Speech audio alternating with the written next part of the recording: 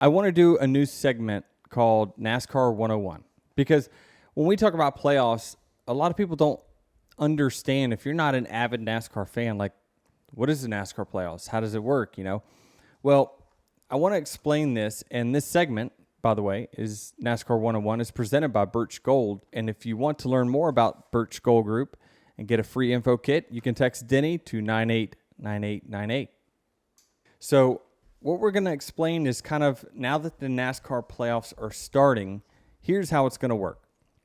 There are 16 drivers, and we have now been seeded based off of how many playoff points we've earned through the regular season. So this is very similar to the FedEx Cup in golf, where when you win events, you go up the standings, and then you start the final event at East Lake with a lead. Now, when we get to the final, there will be no lead. There'll just be 4 drivers. So we have 10 weeks. And every 3 weeks, we're going to cut off the bottom 4 drivers in the standings. So right now, the bottom 4 is Bubba Wallace, Kevin Harvick, Ricky Stenhouse, and Michael McDowell. McDowell is -1 from the cut line, so he's -1 from the 12th position, which is Ryan Blaney. Ricky Stenhouse is -3, Kevin Harvick is -4, Bubba is -8. So Bubba started the playoffs. He starts the playoffs with 2,000 points. He's the bottom guy. The reason he's at 2,000 means he doesn't have any stage wins, which gives you 1 point. So if he had one stage win, he would be, he'd have 2,001. And if he had a race win, he would have 2,005. Each race win gives you 5 bonus points that you carry into the playoffs. So since Bubba doesn't have any and he just pointed his way in, he has 2,000 points. Kevin Harvick doesn't have a race win but has 4 stage wins, so he starts with 2,004. Ricky Stenhouse won the Daytona 500. He has 2,005. So that's his 5 points. And Michael McDowell has won 2 stages and a race, which is 7 total points. That's the points they have. Ryan Blaney has 2,008, which is why he's 1 point up. So after 3 races, what we're going to do is we're going to eliminate the bottom 3. So now we all go racing. Bottom 4. The bottom 4 get eliminated after 3 weeks. Then we reset the points again. So whoever makes it, so this is basically a 3-race season that we're about to have. We're going to cut off the bottom 4, then reseed them based off of the playoff points, just like we started. If no one were to win a race or win a stage in the playoffs, the points would then reset to these exact same numbers. So William Byron would go back to the top. Wherever he was, as long as he stays in the top 12, these next 3 weeks, he's going to go back to the top with Martin Truex. Now, they can earn more and add to their total that carries into each round. But, this let's just say the bottom 4, these 4 guys are gone. So now Ryan Blaney, Joey Logano, Tyler Reddick, Brad Keselowski are now in the danger zone in the next round. Then you got to put yourself in the top 8 to make it to the next round. And then once again, make it to the final 4 for the final race. So each 3, we're cutting off 4. So that leaves 4 drivers for the final race. One thing you need to understand, though, it does not matter how many points you have if you win in a round. You are automatically going to the next round. So Bubba Wallace, let's just say, could be still 16th in points after 2 of these 3 races.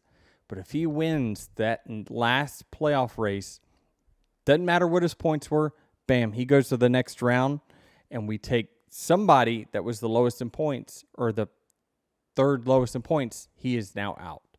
So there's a lot of different factors in this. So basically, win and you're in. You'll hear that a lot on TV. Win and you're in. Just win, and you're going to find yourself in the next round of the playoffs. I can't remember, it was 2 years ago that I didn't have a win until I won the very first race of the first round, moved on. Then won the very first race of the second round, moved on. So I really had 5 stress-free weeks. It was pretty easy. So this is how it's going to start. Just to let you know where the rankings are, William Byron has 2036. He and Martin Truex are ranked number 1 at 2036. I am in third at 2025. Chris Buescher has 2021. Kyle Busch 2019. Kyle Larson 2017. Christopher Bell 2014. Ross Chastain 2011. Brad Keselowski 2010. Tyler Reddick 2009 points. Joey Logano 2008. Ryan Blaney 2008. Those are the guys in currently if we started the next round now. Michael McDowell, Ricky Stenhouse, Kevin Harvick, Bubba Wallace have to dig their way out of the bottom 4 over these next 3 weeks. So we set our final 4 predictions. I'm going to stick with what I said months ago about the final 4. I had the 24, the 19, the 11, and the 5 in the final 4. I don't see that changing. It definitely, the likelihood of those actually being the final 4 is low. We always see someone in the top 8 seeds going into the playoffs stumble in the first round and not make it. Who would be your most, let me ask you this here. Who would be the most likely in the top 8 to not make it out of the first round? We have Darlington, Kansas, Bristol. In the top 8. Well, I think for the guy, whoever this is, who doesn't make it out, I don't think it's necessarily going to be based on performance. Nope. It's usually something just happens. That's right. And looking at these That's 8 numbers, that's why they don't make it. Right. Typically, really the first round is execution based. Like, don't have any major blow ups. That's wrecks and failures and mistakes. the eye test tells me Kyle Busch. Yeah, I always, whenever I'm negative on Kyle or I don't pick him to be in the final, like Kyle Busch fans, they come heavy. I would not disagree with that because he has been hot and cold. I mean, the guy could win all 3 races and nobody would be surprised. Or he could have, mistakes or trouble. I think the tracks lay out too good for him to be the guy who misses in the first round. Man, Christopher Bell lived on 9 lives last year, right? He was struggling to make it in like the round of 8 and ended up making the final 4 because he won. He kept winning because he was so far in the standings. So Busch has 5 DNFs this year. Larson has 6. It's interesting because when I think Kyle Larson, I don't think I don't see that. Early in the year, I feel like he was either he won or he DNF. He was so up and down. It's hard to imagine any of those guys not making it, right? But yeah, but Kyle was in the same situation. Was it last year or the year prior? We went into Darlington, and did he blow up at Darlington? I'm not hating on him, but I'm just gonna say Ross because they just haven't been strong. He doesn't make a whole lot of mistakes though. Like he doesn't get it caught up in a lot of wrecks. So that probably counters that argument. Right. But I would say he's been the weakest of this top 8 that I'm looking at. For sure. But being the guy that finishes 15th is probably that's good enough. Yeah, that's good enough. So you're going to go with Kyle Busch? I'm going to pick Kyle Busch. Yep. Sheesh. I'm thinking about the tracks.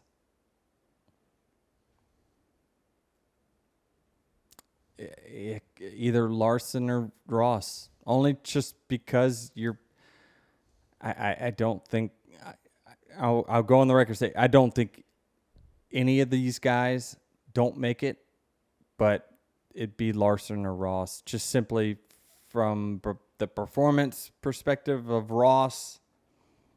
It's just been Other than his win at Nashville was dominating, but the Larson up and down, I just think that Larson doesn't have as many playoff points as he's had in the past.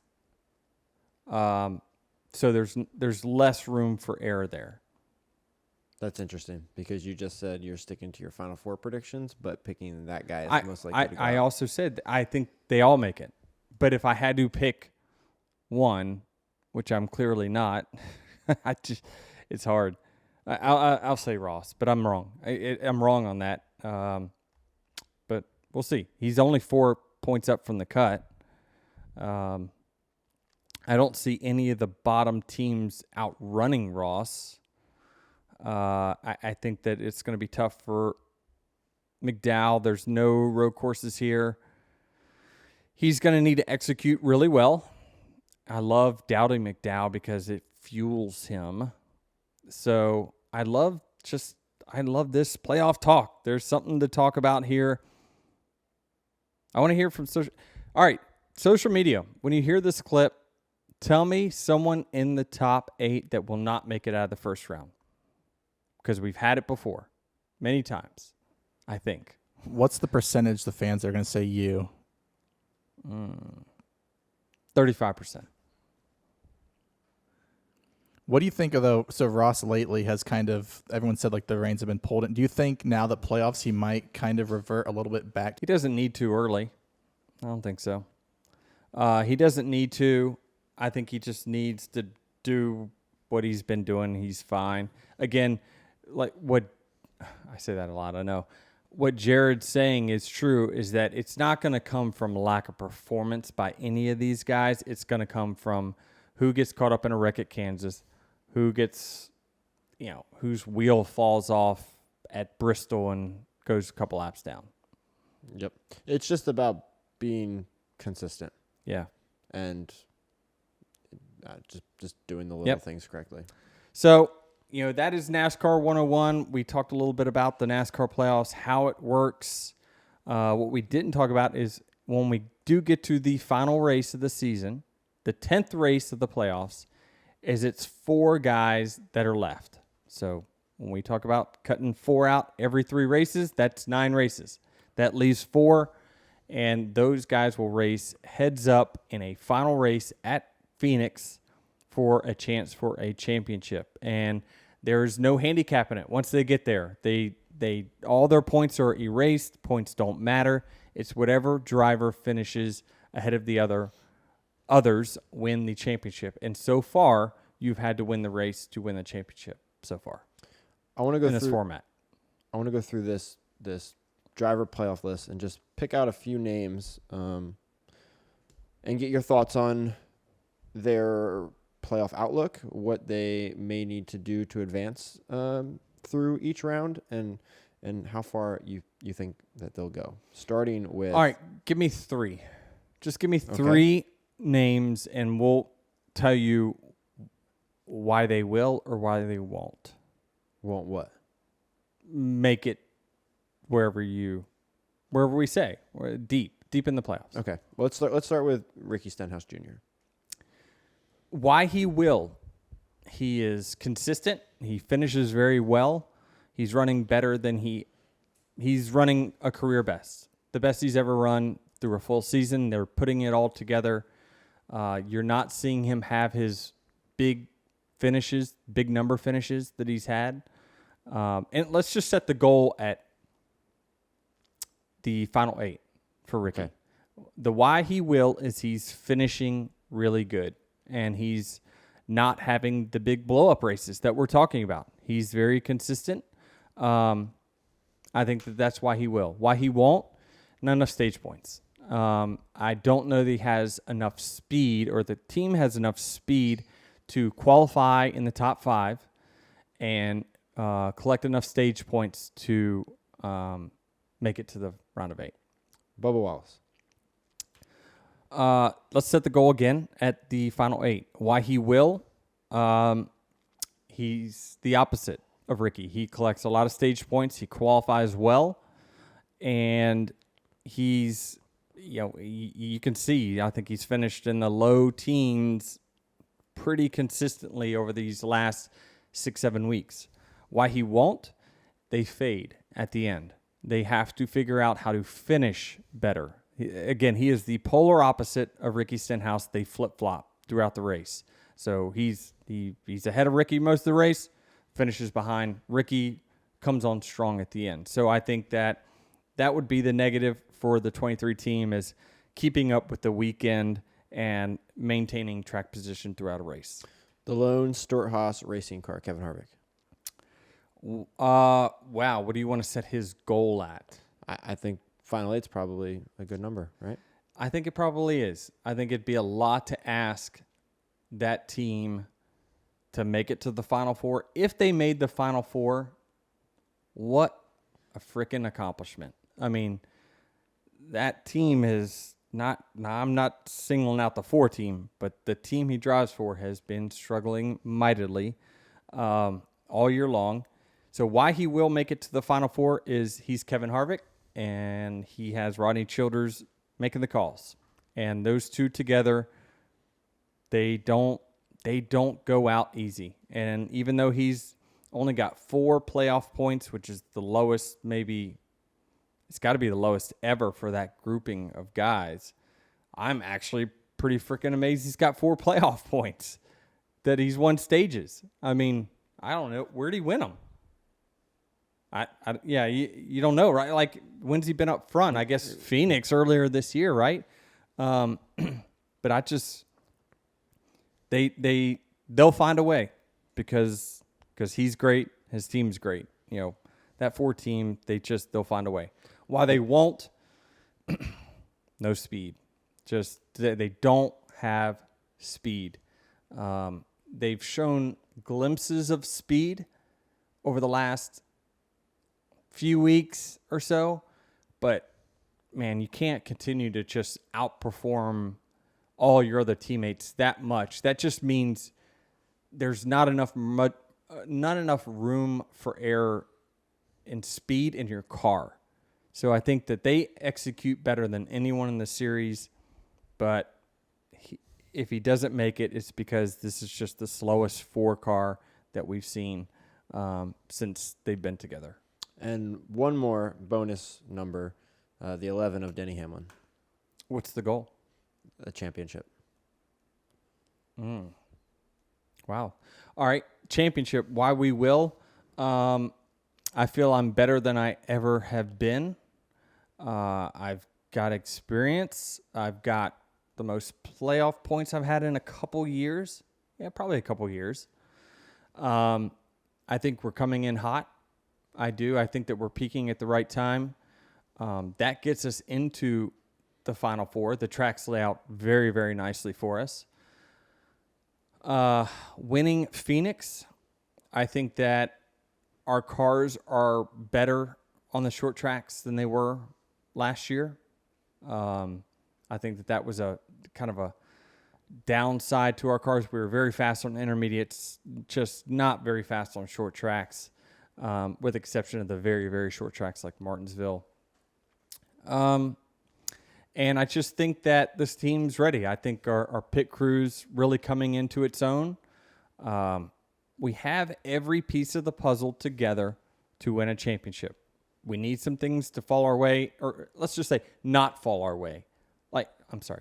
Not go against us. Don't have ill-timed cautions. Don't have crazy things happen. And we absolutely have a shot to win a championship. I firmly and truly believe it, that we're better than we've ever been. Why we won't? Man, I've just been super unlucky in the course of my career. I'm the black cat of death when it comes to having bad luck when at the most ill-timed things in the playoffs, crazy things happening. But you can only knock on the door so much before eventually somebody opens it. And this is the year. Someone's going to open it. I was about to ask, how many more times can someone tweet, "This is the year for Denny. This is it. This is the year." We got it. We'll see.